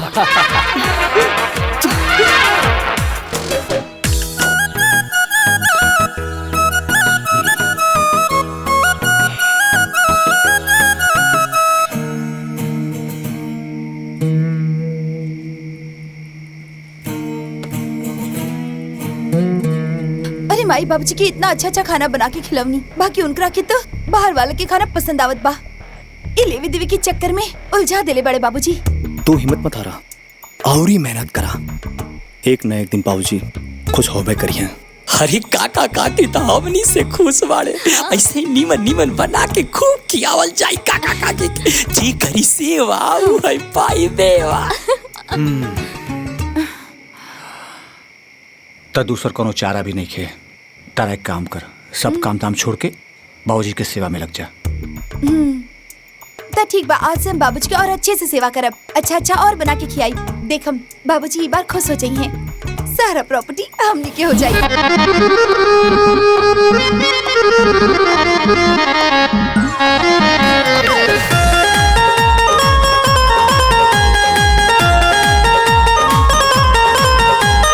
पूरी खीर कचौड़ी खाला, गरम गरम पकौड़ी खाला, दाल भात रोटी तरकारी, अचार में हम के फारी, बुआ गुलगुला टिक्की खस्ता, उठ जा जल्दी काला नाश्ता, रायता चटनी लिट्टी चोखा, भीजन एक से एक अनोखा। माई बाबू के करब सेवा, मिली हो तबे जिंदगी में मेवा।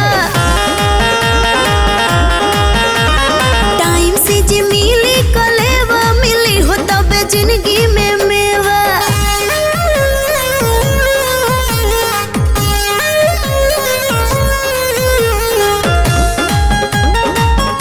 अरे बाबूजी थकाए लगे हो, चला इनका तेल मालिश कर जाए। चला कहिए। आवा आवा बाबूजी दवाई देही पहुआ, माथावा पधई देही तेल गमक कहुआ। आवा आवा बाबूजी दवाई देही पहुआ, माथावा पधई देही तेल गमक कहुआ। गद्दा बिछावा छोड़ा लेवा, गद्दा बिछावा छोड़ा लेवा, तबे नु मिली जिंदगी में मेवा।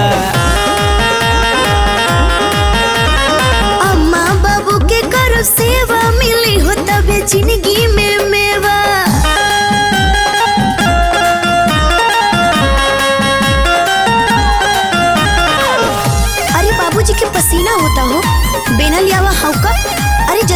पूछियो से हौदा समय से खइहे पीहे समय से पानी ढेर दिन जीहे बाबू सच कहतानी समय से खइहे पीहे समय से पानी ढेर दिन जीहे बाबू सच कहतानी उम्र बढ़ाइए इनकर देवा उम्र बढ़ाइए इनकर देवा मिली हो तबे जिंदगी में मेवा अम्मा बाबू के करब सेवा मिली हो तबे जिंदगी में मेवा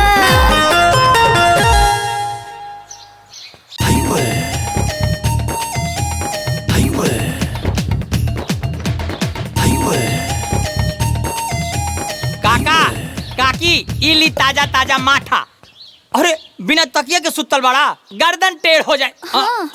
अरे रहे तो बबुआ रुकाम घरे से तकिया लेके आवतानी। दिन भर गर्दने के नीचे लगा के तकिया सुतल रहबा। गर्दन टेढ़ हो जाए तो बैठ के ओलर के करवे टर टर तकिया लगे। ऐसा निर्दयी होवे रे। हरी तोर बाप ना है का लाची। उठाई मुंडी इले काकी चल तू बैठा जा जा कुर्सी बैठा। आई ना काकी। अरे रोहे दो। कलते काकी के बढ़िया से सिर दबावा। ले आई काका हम दबावा तानी। अरे वो दबावते रहियो काहे कष्ट करता रह। अरे काका पुरनिया के पैर दबौला से पुण्य मिली। आई गोड़ दबौला के बाद माठा पी लिया। बाबूजी ई दही और मंठा के चक्कर में पड़ी हम। मौसम बहुत खराब चलता तोरा के सर्दी जुकाम हो जाए। तोरा खातिर गर्मा गर्म काढ़ा बनवाओ तनी। अजवाइन मंगरैला हाँ ए तुलसी का पत्ता भी डाल दिए। एक चम्मच शहद भी डाल दिए ताकि बाबूजी कड़वा ना लगे। ठीक बा। हे बाबूजी अरे माठा काढ़ा और छोड़ी हम आपके खातिर बेल के शरबत बनाओ तनी। हे सुनो तारू हो बाबूजी खातिर बेल के शरबत लेके आवा। अच्छा तनी मीठा कम रहे। हां बहू बेल के शरबत आ काढ़ा रहे तो हमरा खातिर मोठे ठीक बा। काका ताजा ताजा बा बढ़िया से। इतना तेल पानी पर बाप का करते ना तो तोर बाप खटिया सुट के दौड़े लगे।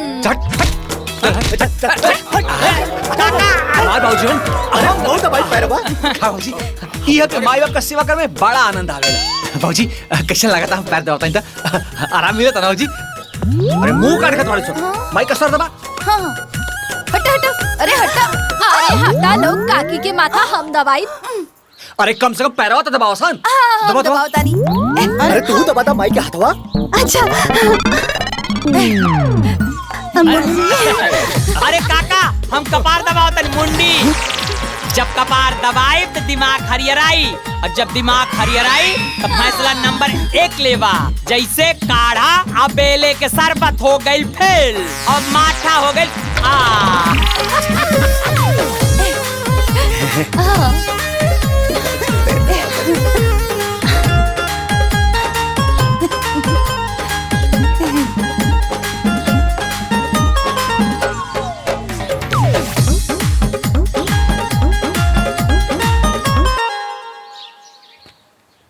अरे काकी आराम से आराम से आराम से बैठा बैठा आराम से बैठा। काका इली च्यवनप्राश सुबह सुबह तो तुइन कई के दुई चम्मच जहाँ 3-4 दिन लेबा एकदम बीमारी छोड़ के भाग जाई। तंदुरुस्त हो जाइबा घोड़ा नियन दौड़े लगवा। 20 साल उम्र ये कम हो जाए। ली अरे बबुआ अब जी के का करे जा। हम तो भगवान से मनाओ तनी कि जल्दी ऊपर बोला लेस। अरे बाबूजी ऐसा अशुभ बात काय करे तानी। इली हल्दी वाला दूध बहुत फायदा करी। अरे ना ना बाबूजी एक पी काजू पिस्ता बादाम डाल के गरमावले बानी। बाबूजी हल्दी वाला दूध। बाबूजी ला पिया तो। रो अरे ना पिया ना। हाँ लाओ लाओ।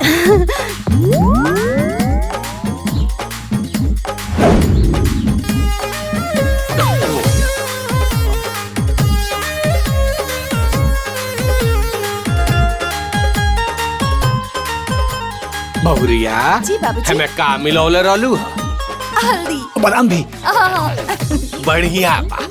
ए बहुरिया ताहरा का मिलौले रहलू है में काजू पिस्ता बादाम। जानत हूँ तहरा से बढ़िया ही छोटकी बहुरिया के काजू पिस्ता बादाम वाला रहला सा।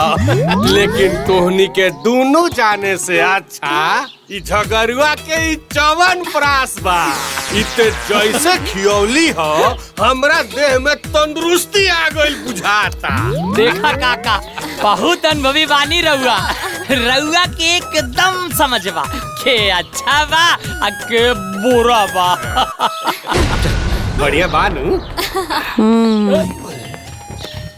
काका एक रखा रोज सुबेरे दूध चम्मच खइहा अब काकी के खिलइहा। ला ला काका ई दूधवा पी जाई का? हाँ पी जा ले एक गिलास ताई मार।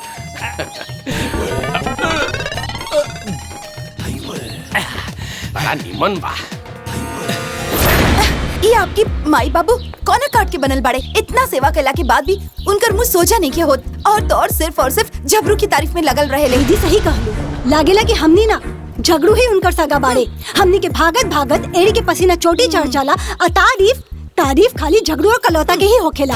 हाँ कितना मेहनत करके कुछ भी बनाई बाकी उ लोग के मन ना भरेला। ये तो वह बात हो गई ना कि बकरा जीव से भी गई और खाए के स्वाद भी ना आइल। कुछ न कुछ तो करे के पड़ी। अरे कुछ ना सीधे बात करे के पड़ी। और न तका न त अब ही त बाहर वाला खाली तारीफ लेके जात बा। ऐसे ही रही ना तो प्रॉपर्टी ले जाई। ऐसे कैसे को प्रॉपर्टी लेके चल जाई? हाँ ऐसा कब्बो ना होके थे। बाबू सब ये बात करते हैं। हाँ चल सब लोग चला चली चला।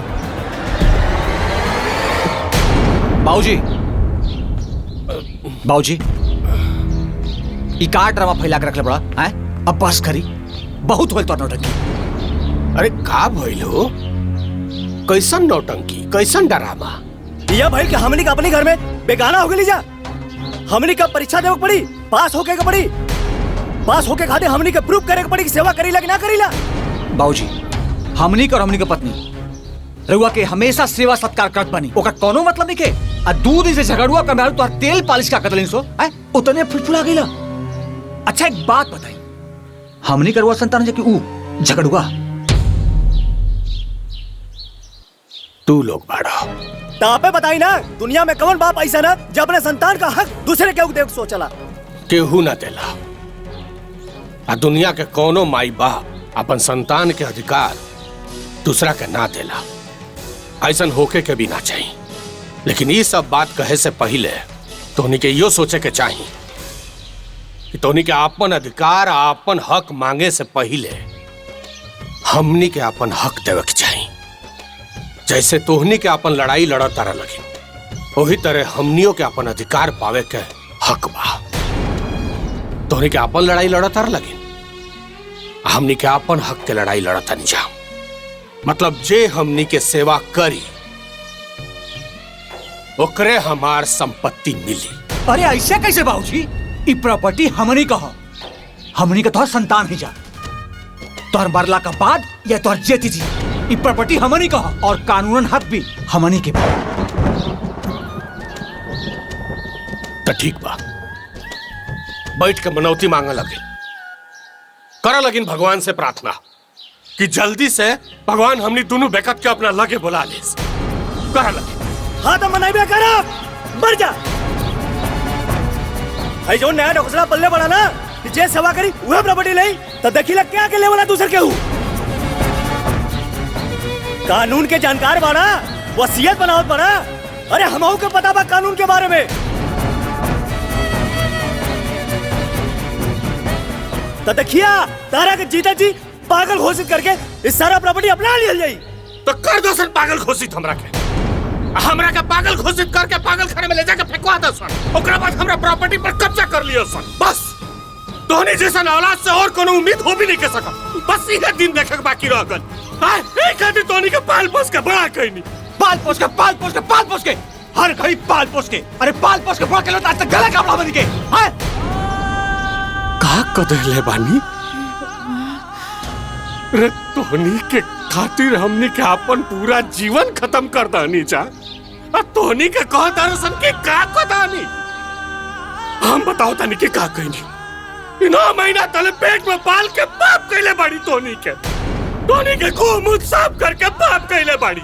लड़काई में ते सुतला में पेशाब कर देता रहा बिछौना पर, हैं? तब वकील बिछौना पर, बसात बिछौना पर तोरा के अपने करेजा से सटा के सुतत रहा। हम तोरा के अपने करेजा से सटा के बसात बिछौना पर सुत जाई। का कि ते हमनी के औलाद है ना, औलाद के मुंह तक खुशबू जैसा लागेला। ये पाप करी जा हमनी के तू नहीं बैठकर। ये पाप का तो हमनी के सजा मिलाई के चाहिए। बता हमनी के पागल घोषित करके पागल पागल भाई छोड़ दी जाएगी। पाप कर बनी चुप हो जाए। पाप कर तोरे के अरे अजय कहाँ गए हो? अजय छोटी ना अजय अरे कोई डॉक्टर को बुलाओ कर अरे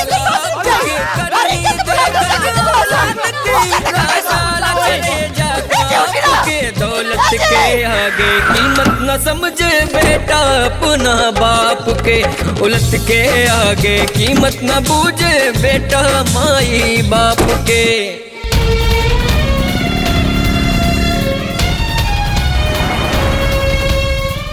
अरे रोका रोका रोका, जोश में कहाँ पगलाइल बाड़ा?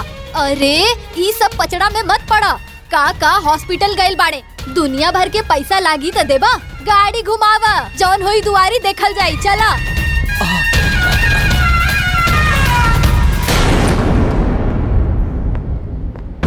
डॉक्टर साहब वहाँ के तबीयत कैसन बा? ठीक बानी हो? ठीक हो जाए वहाँ के? डॉक्टर साहब भौजी ठीक हो जाए ना? देखी अभी तो हम कुछ क्लियर नहीं की कह सकत, बाकी उनकरा के हार्ट अटैक आइल बा,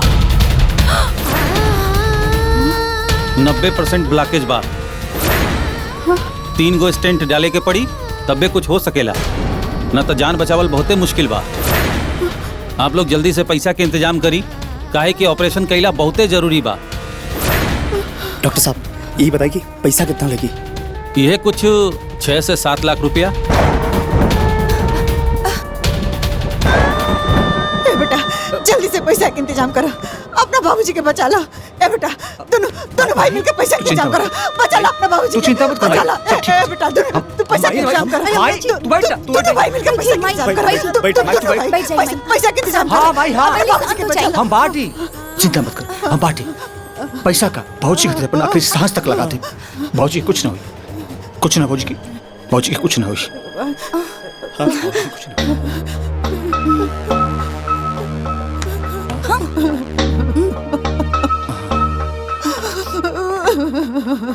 रो मत भाई, आई ना हम होता नहीं भाई।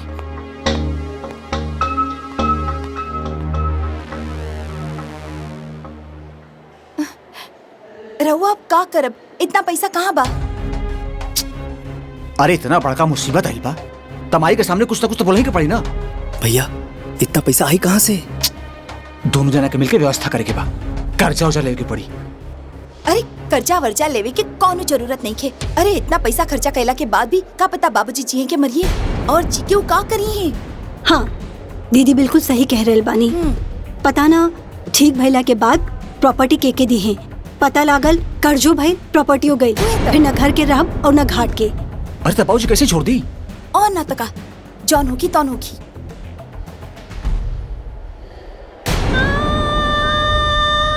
एक काम कर जा, स्टाम्प पेपर पर बाबूजी का अंगूठा ले जाओ। हाँ। और वसीयत बना ले जाओ, और उन्हें वसीयत पर सारा प्रॉपर्टी अपने नाम कर ले जाओ। हाँ, ये ठीक रही। ये ठीक रही भैया। एक काम करा, तू दोनों जना के रिक्शा पकड़वा के घरे भेज दो, और तू फटाफट स्टैम्प पेपर लेके आ जा। हम इंजे बने। ठीक बा भैया, ठीक बा। माई के मिल के जा सन। माई रोमत भाई देख, हम सारा बात कर ली, पैसा कौड़ी का इंतजाम करे खातिर।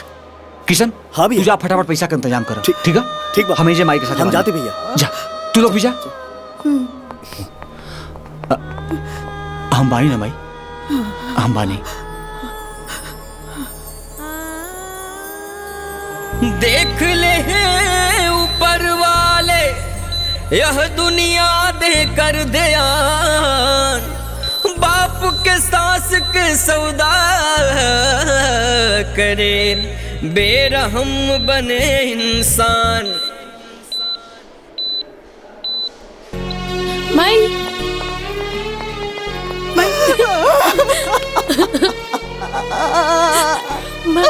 शांत हो जा माई।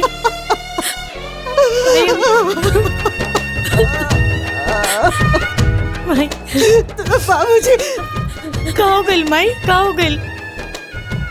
हाँ कई बार पैसा मिली तब पे ऑपरेशन हुई। तोर भैया लोग पैसा के इंतजाम करे गइल बा लोग।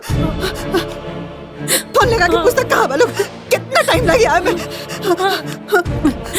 हाँ माई बैठा फोन कर पूछ कहाँ बा लोग। हम अभी फोन लगाता नहीं।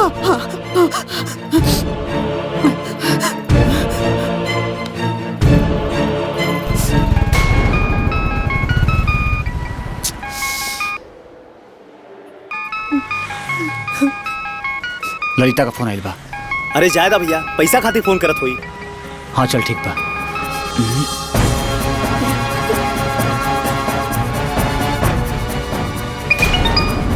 वही का फोन आवत है। कट फटाक से कट। ठीक।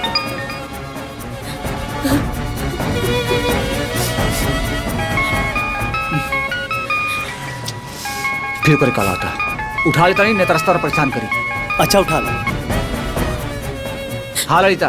पीछे भैया कहाँ पड़ा? डॉक्टर तो कब बुलावत पड़े, तो जल्दी आ जाना ही यहाँ। अरे हमरा के इमरजेंसी में ऑफिस आए पड़ा, हम ना आ पाई। बाबूजी के ऐसे हालत में छोड़ के तू ऑफिस कैसे जा सकेला? बाबूजी के कुछ हो जाए तो क्या देखे? तू बेटी ना हो, तू ना देख सकेलू, तोहरा फर्ज बा ना।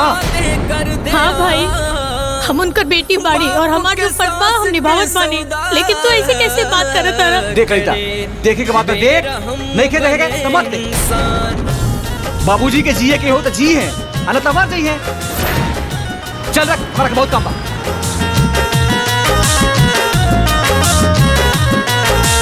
भूल गई इंसान बदे का अपना क्रियाकलाप के करने देखत औलाद के राजा ला करे जा काप के।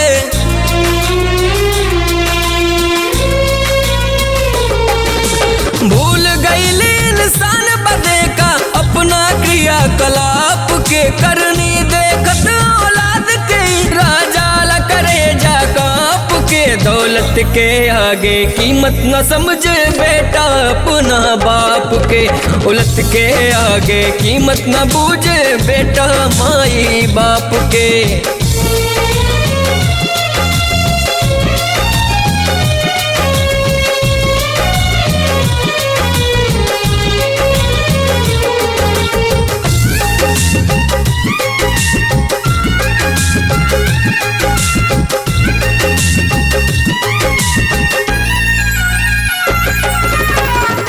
बिटिया के समझे सब लोग पराई, ई न जाने बिटिया ही कामे कहियो आई।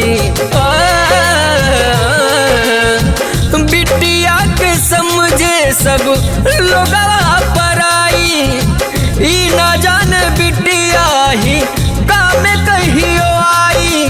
बेटा से ऊपर बेटी होके सोचा अपना आप के, दौलत के आगे कीमत न समझे बेटा अपना बाप के।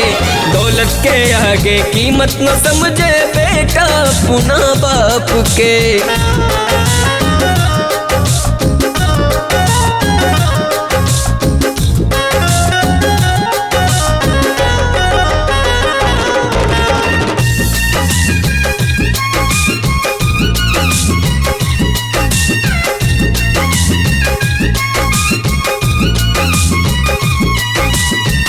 संगवा न जाई कोई के धनमा धरतिया, तब काहे बेटन के मराई लाज मतिया।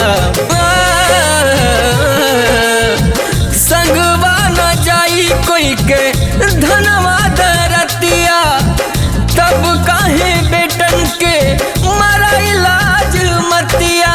बेटा खातिर जवन बाप रख दिया ले जिंदगी नाप के, दौलत के आगे कीमत न समझे बेटा अपना बाप के। दौलत के आगे कीमत न समझे बेटा अपना बाप के। हाँ, आप लोग फोन कैले रहनी, बोली का अर्जेंट काम बा? वकील साहब अर्जेंट बात इरला की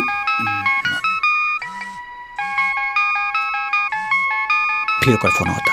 हाँ मोबाइल स्विच ऑफ करता नहीं, तू स्विच ऑफ कर दे।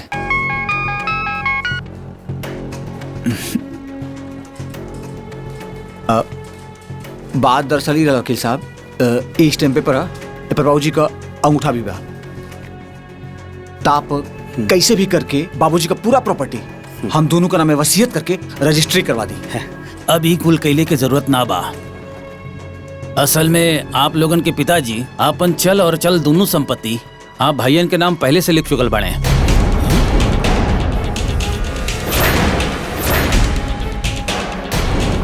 ई का कहती वकील साहब? हम बिल्कुल सही कहता नहीं।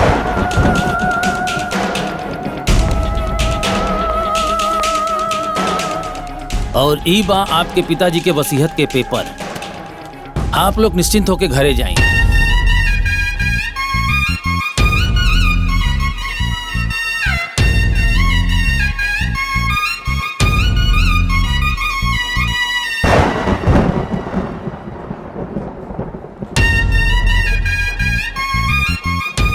और हइयो ले जा, एकर कोनो काम नहीं खे।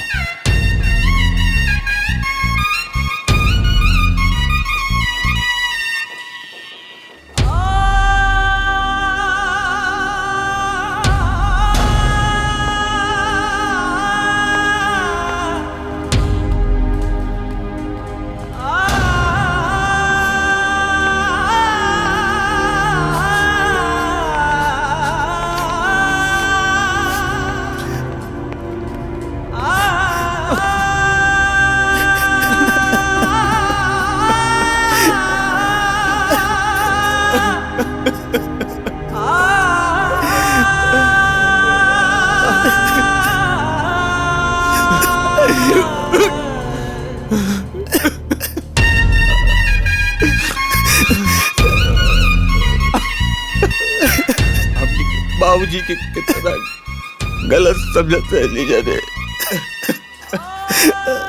वो तो देवता निकल हमली के इतनी नालायकी के बाद भी बाबूजी अपन पूरी संपत्ति हमली के दे देले और हमली उनके खातिर का के ले जाए। उनके असहाय हॉस्पिटल में मरे खातिर छोड़ के चले ली जाए।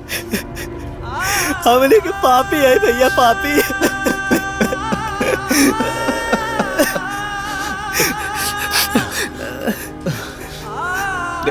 देख अब बोला से कोनो फायदा नहीं। चल के हमने के बाबूजी अच्छे से इलाज कराओ जा, तबे तबे हमने के माफी मिली। हाँ भैया, घरे चला, घरे चल के सबके लेके चल जी हॉस्पिटल।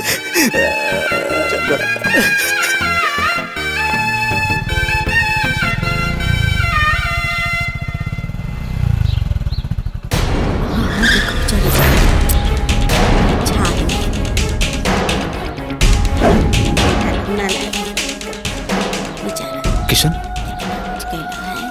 ये भीड़ कैसन लगल बा? पता ना भैया। चल के दिखा जा। बाबूजी, बाबूजी, बाबूजी,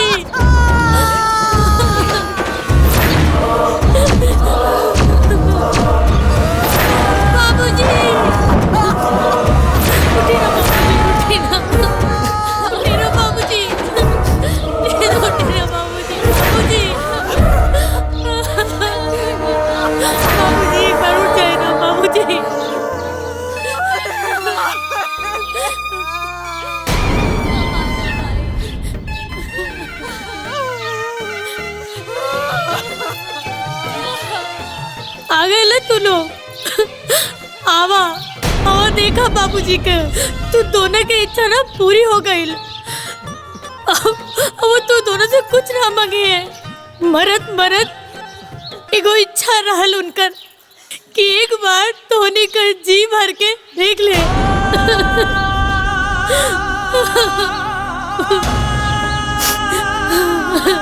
अरे कितना भागा पड़ा तू दोनों, कितना फोन कहनी तू दोनों के। बाबूजी ना ही हम गए।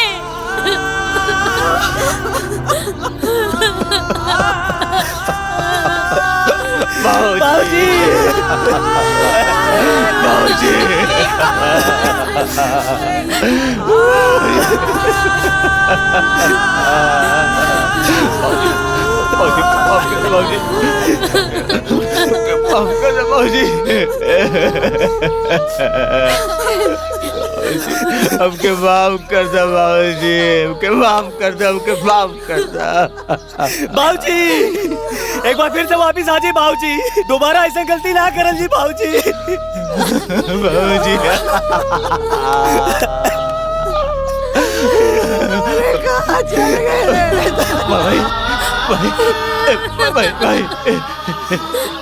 बाबूजी बोल गए भाई, बाबूजी बोल गए, बाबूजी के मुँह आवल गए भाई, बाबूजी के मुँह आवल गए बा। उनके मारे वाला के मर नहीं के उनके बेटा बड़े भाई। ए भाई हम पापी बानी, ए भाई हमरा के मार, हमरा के मार, हमरा के मार। ए भाई हमरा के सजा दे, हम दोषी बाटी, हम दोषी बाटी। मार मार हमरा के मार, मार भाई हमरा के मार, और मार मार भाई मार, दोषी बाटी हमरा के सजा दे भाई। माफी मांगे के बना तो उनसे ना ओकरा से मांगा जेकर की जिम्मेदार भाड़ा तू। बाबूजी भैया, बाबूजी माफ कर देगा बाबूजी। जिंदगी भर ईश्वर भाव से तू दोनों के पाल पोस के बड़ा खेले ना बाबूजी। अरे का कुछ ना खेले, हर संभव प्रयास खेले कि तू दोनों खुश रहा। अपन पेट काट काट के तू दोनों के जिंदगी भर की खुशी दिले। अरे अपन जान जोखिम में डालकर तू दोनों में जान छिड़कत रह ले। अरे का मांग लेनी तोरी से, हाँ? चंद रुपया की खातिर मर गए ले बाबूजी।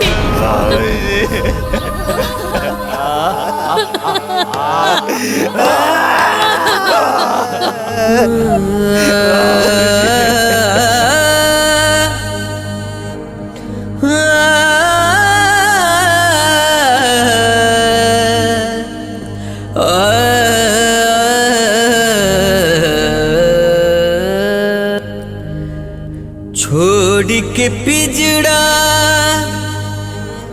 पंछी उड़ल, छूटल सब कर साथ। अब अपना सब सपना होई गईले, पिटते रोवे मात।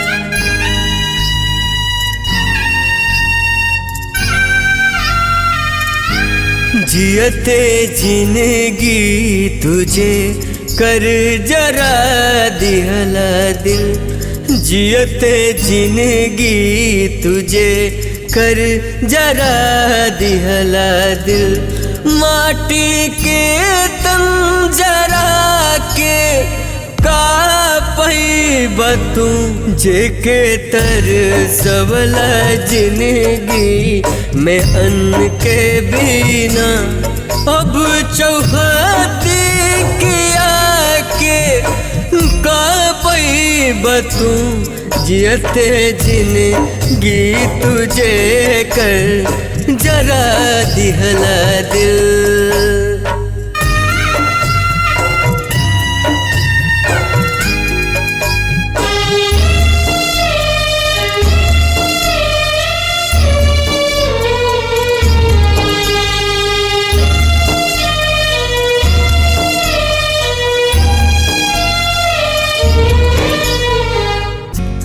तोहके नहावलस लेके जे सरधा बड़ी, ओके नहावेला तू त अंतिम घड़ी।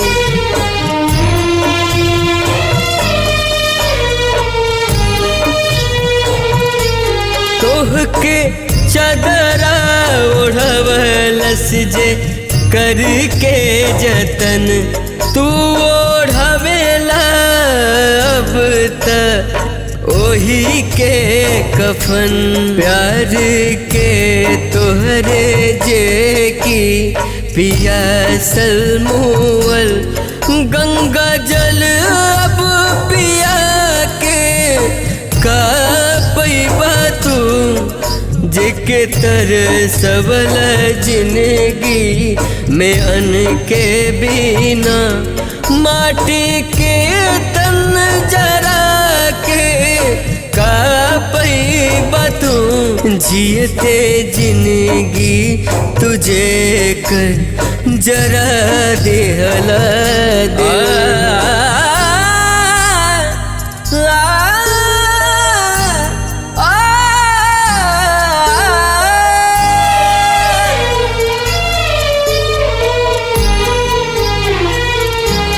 कंधा पर तोहके ढोवलस जे बचपन रहल कांध पर तू ढोवेला जब अर्थी सजल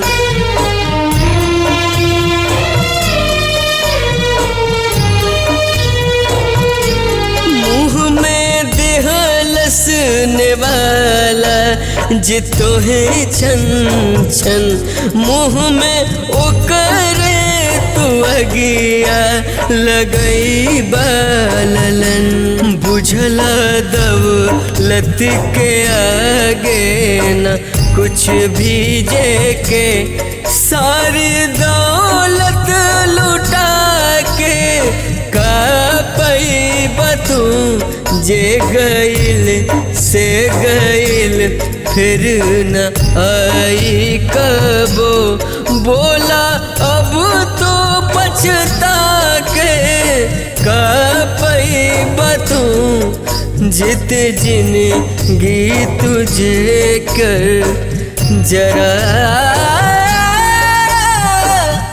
दिहला दिल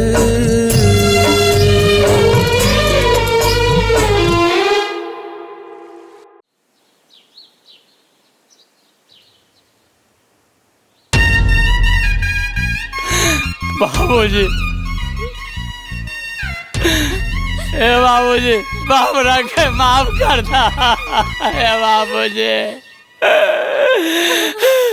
बाबूजी हम लोग चंद पैसा के लालच में सब भूल जाते बाबूजी कि महतारी बाप से बढ़ के इस दुनिया में क्यों ना बा बाबूजी हमने भी एक दिन बुढ़ा जाइब था हमने के औलाद भी हमने के साथ यही करी ना बाबूजी बाबूजी माफ कर दो बाबूजी माफ कर दो बाबूजी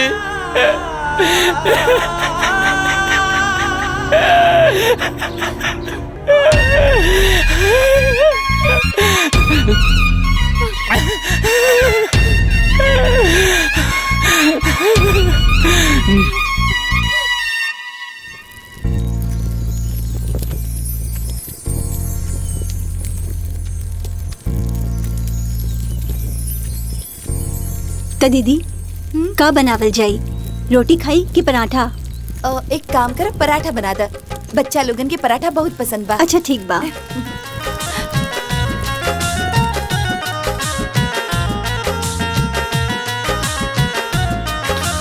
बाबूजी आपके बगैर ही घर सूना सूना लगा था बाबूजी